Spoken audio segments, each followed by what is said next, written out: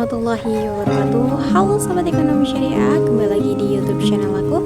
Kenalin, aku Dewi Nurmala dengan nomor pokok mahasiswa 02272411002 dari Fakultas Ekonomi dan Bisnis. Nah, jadi teman-teman, pada kesempatan kali ini kita akan membahas topik yang super duper menarik dan juga gak kalah penting dari topik-topik sebelumnya, yaitu tentang tantangan dan peluang keuangan serta perbankan syariah di Indonesia. Nah, jadi topik ini kenapa sih penting?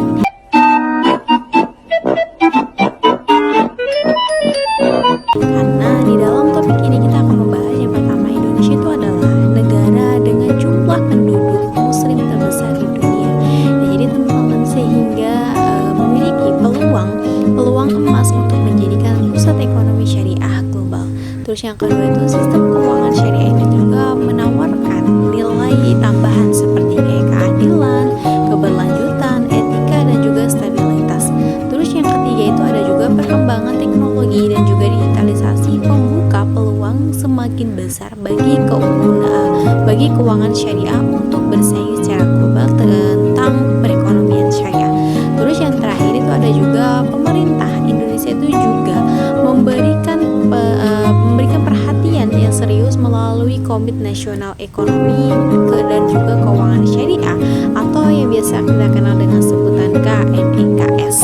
Namun teman-teman, meskipun potensinya di dalam perekonomian syariah itu luar biasa besar, tetapi sektor keuangan di dalam syariah itu masih menghadapi berbagai tantangan yang nyata atau tantangan yang besar. Dimana disinilah kita akan membahas secara mendetail atau secara mendalam agar teman-teman lebih paham tentang tantangan yang dihadapi di dalam perkembangan perbankan syariah di Indonesia. Dimana di dalam pembahasan itu kita akan membahas pertama itu dalam kondisi terkini. Terus yang kedua itu tentang tantangan terbesar di dalam perbankan syariah. Yang ketiga itu peluang emas yang bisa dimanfaatkan oleh perbankan syariah. Yang terakhir itu serta strategi penguatan ke depannya. Nah, jadi teman-teman tanpa berlama-lama agar teman-teman lebih paham dan juga lebih mengetahui topik yang akan saya bawakan hari ini. Jadi teman-teman jangan lupa teman-teman tonton sampai akhir. Langsung saja pada materinya. Cekidot. Teman-teman, langsung saja kita kepada materinya, di mana materi yang pertama itu kita akan membahas tentang gambaran umum sistem keuangan syariah di Indonesia. Nah, jadi teman-teman, sebelum masuk lebih dalam atau lebih mendetail, kita itu perlu memahami terlebih dahulu apa sih itu sistem keuangan syariah. Nah, jadi teman-teman, sistem keuangan syariah itu adalah sistem yang berlandaskan pada nilai-nilai Islam, khususnya itu tentang fikih muamalah dan muamalah. Prinsip-prinsip ini tuh utamanya tuh bukan hanya menghindari yang haram, tetapi juga menciptakan keadilan ekonomi. Nah, jadi teman-teman, di mana adapun prinsip dasar keuangan syariah. Nah, prinsip dasar keuangan syariah ini sudah saya singgung dari video sebelumnya, tapi di sini aku akan bahas lagi agar teman-teman lebih paham dan juga lebih ingat tentang prinsip dasar dari keuangan syariah. Jadi prinsip dasar dari keuangan syariah itu yang pertama itu adalah larangan riba. Nah, larangan riba itu adalah di mana di dalam perbankan syariah itu tidak ada bunga, tidak ada tambahan tanpa risiko dan juga distribusi. Nah, sistem ini dari sistem keuangan perbankan syariah inilah yang menggantikan bunga itu dengan bagian akad bagi hasil, margin atau juga ujirah. Terus yang kedua itu ada larangan maisir atau judi atau spekulasi. Nah, jadi teman-teman, di dalam perbankan syariah itu larangan dalam maisir itu kayak misalnya transaksi yang bersifat kayak untung-untungan ya, itu dilarang di dalam perbankan syariah. Terus yang ketiga itu ada juga larangan gharar atau ketidakjelasan. Nah, di mana di dalam perkembangan syariah itu tidak ada ketidakjelasan, bisa kayak objeknya, nilainya, waktunya ataupun akadnya. Tapi di dalam perkembangan syariah itu semua transaksi itu harus jelas di mana kayak objeknya itu apa, nilainya itu berapa, waktunya itu kapan dan juga akadnya itu bagaimana. Selanjutnya yang keempat itu ada berbasis aset nyata, di mana di dalam perbankan syariah ini berbasis asetnya itu tuh maksudnya kayak tidak seperti di dalam perbankan syariah itu tidak seperti kayak sistem konvensional yang biasanya tuh kan di dalam bank konvensional itu kan melakukan transaksi derivatif. Namun di dalam perbankan syariah itu di mana keuangan syariah itu menuntut the real underlying asset. Terus yang kelima itu ada keadilan dan juga kesetaraan, di mana di dalam perbankan syariah itu keadilan dan juga kesetaraan itu maksudnya kayak prinsip ini tuh membuat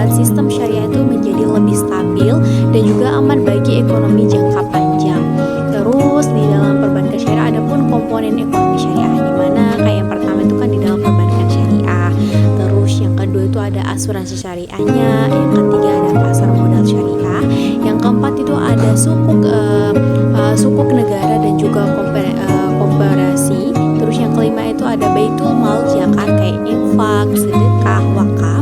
Terus yang terakhir itu ada finance syariah. Nah, jadi teman-teman, di mana di Indonesia itu sistemnya itu sudah memiliki kerangka hukum yang kuat, di mana yang pertama itu kayak ada fatwa DSN MUI, terus yang kedua itu kayak undang-undang perbankan syariah, dan yang terakhir itu ada peraturan otoritas jasa keuangan syariah.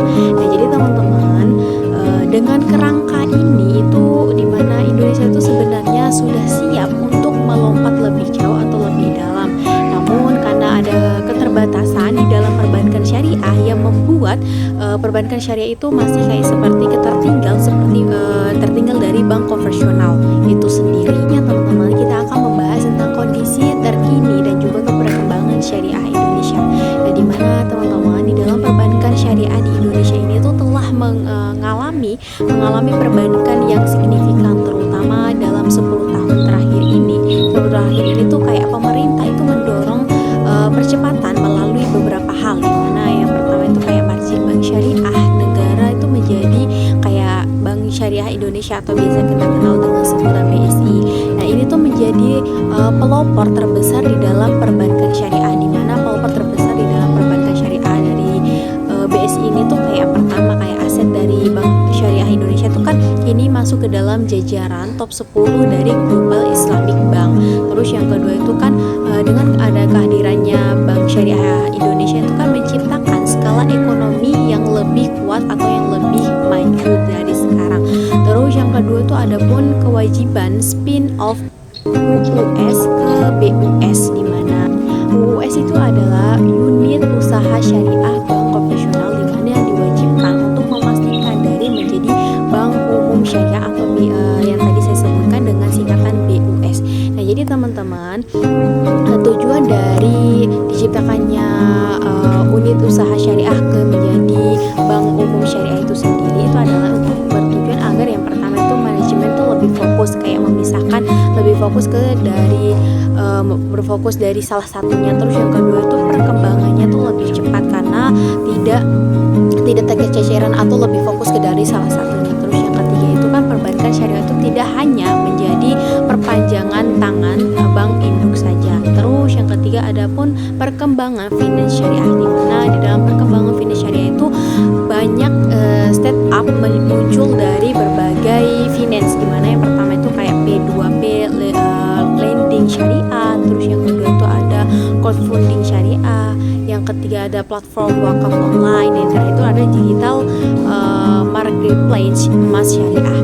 Terus yang keempat itu ada pun market share yang masih kecil tetapi tumbuhnya itu lebih tinggi, di mana dalam market share yang masih kecil tetapi itu lebih tinggi itu di mana pangsa pasar itu di dalam perbankan syariah di Indonesia itu masih kecil atau masih di sekitaran 6 sampai dengan 7%, atau masih rendah lah dibandingkan dengan bank konvensional, dimana kayak semisal di Malaysia tuh kan market share-nya tuh kan masih kurang dari 30%, terus di Arab Saudi itu kan kurang dari 60%, sedangkan di Iran tuh kan kurang dari 90%. Nah, meskipun kecil di dalam market share-nya ini, namun yang pertama itu kan pertumbuhan di dalam asesmen itu lebih cepat. Terus yang kedua tuh pertumbuhan pembayaran di dalam sistem dua itu lebih digital, dan yang terakhir itu dana pihak ketiga itu terus meningkat. Jadi artinya di teman-teman, di dalam potensi ini tuh bisa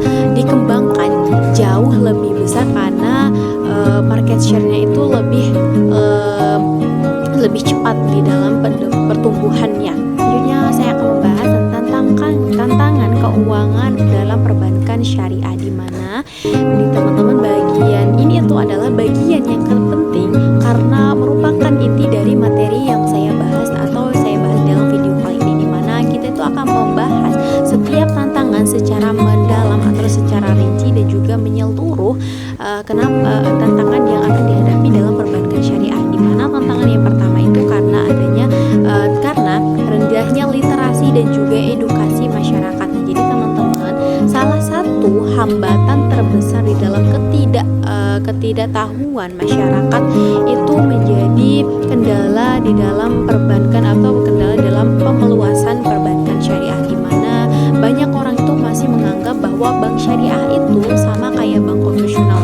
Kayak mungkin mereka pikir bahwa bank syariah itu kayak hanya berbeda dari atau hanya ganti namanya saja dari bank konvensional menjadi bank syariah. Terus kayak bank syariah itu juga hanya kayak syariahnya tuh kayak hanya labelnya, atau syariahnya tuh kayak hanya tambah-tambahan atau embel-embelnya saja. Padahal nih teman-teman, di dalam perbankan syariah itu jelas berbeda dengan bank konvensional, di mana yang sudah saya jelaskan sebelum-sebelumnya bahwa di dalam perbankan syariah itu tidak ada kayak bunga, habis itu murabahah, mudorobah dan lain sebagainya. Namun mungkin karena keterbatasan di dalam literasi masyarakat itu sendiri menganggap bahwa bank syariah itu sama seperti bank konvensional, hanya berbeda nama saja. Dimana kalau di dalam bank syariah itu kan padahal nih ada praktiknya, dimana kayak akadnya itu kan berbeda di dalam bank konvensional. Terus cara pembiayaannya juga berbeda.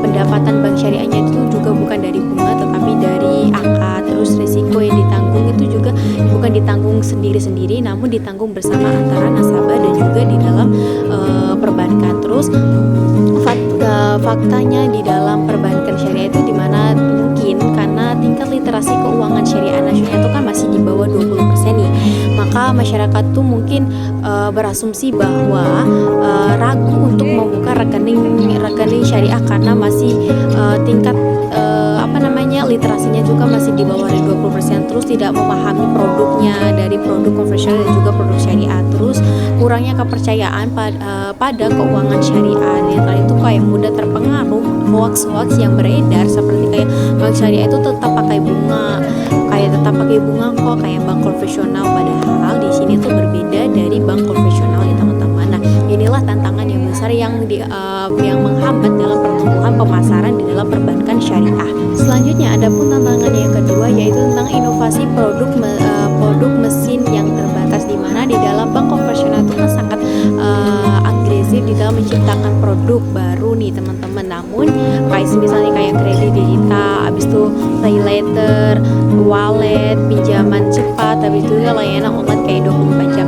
Namun tetapi bank syariah itu kan masih fokus pada produk standar seperti kayak murabahah, jual beli, kayak mudorobah, bagi hasil, musyarakah, kerjasama dan lain sebagainya. Nah, tidak banyak inovasi itu di bidang yang pertama itu kayak pembiayaannya itu startup, terus yang kedua itu kayak investasi syariah, yang ketiga itu kayak produk digital syariah yang modern. Jadi teman-teman, di mana di dalam padahal di dalam dunia itu berubah sangat cepat, makanya itu di dalam perbankan syariah itu sangat ketinggalan dengan bank konvensional. Terus yang tantangan yang ketiga yaitu tentang kualitas sumber daya manusia yang belum merata. Nah, jadi teman-teman, di mana di dalam bank syariah itu memerlukan dua kompetensi utama, di mana yang pertama itu masyarakat atau pekerjanya itu harus kayak paham tentang keuangan modern. Terus yang kedua itu tentang memahami tentang fikih muamalah. Nah, jadi masalahnya nih teman-teman, di mana banyak pegawai bank syariah itu yang kuat di dalam keuangannya saja tetapi tidak memahami fikih, ataupun sebaliknya pegawainya itu kayak lebih paham kepada fikih namun tidak paham di dalam keuangan modern. Nah, itulah yang jadi tantangan atau tantangan di dalam sumber daya manusia dalam perbankan syariah yang masih terlambat dengan bank konvensional, karena itu teman-teman masih kayak masyarakatnya tuh kayak belum memahami dari dua komponen utama itu sendiri. Selanjutnya ada pun tantangan yang keempat, yaitu tentang regulasi belum terintegrasi penuh. Jadi teman-teman, walaupun sudah ada banyak regulasi, tetapi harmonisasi itu antara kayak misal Otoritas Jasa Keuangan, Bank Indonesia, SNMUI, KNEKS, habis itu Kementerian Keuangan itu masih belum sepenuhnya optimal atau belum merata, dimana masih ada yang pertama itu kayak perbedaan tafsir, terus yang kedua itu kayak aturan yang tumpang tindih, dan yang ketiga itu kayak proses perizinan itu yang paling panjang, dan yang terakhir itu kayak keterbatasan payung hukum finance syariah itu masih terbatas. Selanjutnya ada pun tantangan yang kelima yaitu tentang skala perbankan syariah mesin kecil. Nah, jadi teman-teman, dimana di dalam skala ekonomi sangat menentukan, dimana yang pertama itu kayak biaya operasionalnya, yang kedua itu kemampuan ekspansinya, terus yang ketiga itu kayak kekuatan digitalisasi, dan yang terakhir itu kayak daya saingnya. Nah, jadi teman-teman, dengan market share kecil ini, bank syariah itu dapat yang pertama sulit untuk menawarkan harga kompetitifnya, terus yang kedua biaya operasionalnya tuh lebih tinggi, dan yang terakhir itu kayak sulit membandingkan bank konvensional besar dengan bank syariah. Habis itu nih, jadi teman-teman, dana di dalam margin bank syariah Indonesia itu adalah langkah awal untuk memperbaiki tantangan ini. Yang keenam yaitu tentang teknologi dan juga digitalisasi, di mana di dalam digitalisasi itu menjadi kunci di area modern. Nah, jadi teman-teman, ada beberapa masalah di dalam teknologi dan juga digitalisasi. Yang pertama itu kayak layanan mobile banking syariah itu masih kalah dari bank konvensional, di mana kayak di dalam bank syariah ini tuh masih kalah jauh dari bank konvensional. Yang kedua itu kayak kurangnya fitur inovatif, terus yang ketiga itu kayak belum ada super aplikasi syariah, terus yang terakhir itu kayak integrasi datanya tuh masih terbatas dari bank konvensional. Jadi teman-teman, dalam era digital saat ini, teknologi itu bukan lagi pilihan tetapi harus kewajiban, karena melihat dari generasi sekarang itu kan kayak maunya yang simple kayak misalnya apa-apa itu lewat HP, jadinya di dalam perbankan syariah ini tuh masih tertinggal dengan bank konvensional. Nah, inilah kendala dari perbankan syariah itu sendiri. Tentunya ada pun tantangan yang ketujuh yaitu tentang ekosistem industri halal yang belum terpadu. Nah, jadi teman-teman, di mana di dalam perbankan syariah itu tidak bisa berdiri sendiri, tetapi harus ada dukungan dari industri lainnya, seperti kayak yang pertama itu pariwisata yang halal, terus makanan yang halal, habis itu kosmetik halal, fashion muslim, dan yang terakhir itu kayak UMKM yang halal. Nah, jadi teman-teman, tanpa adanya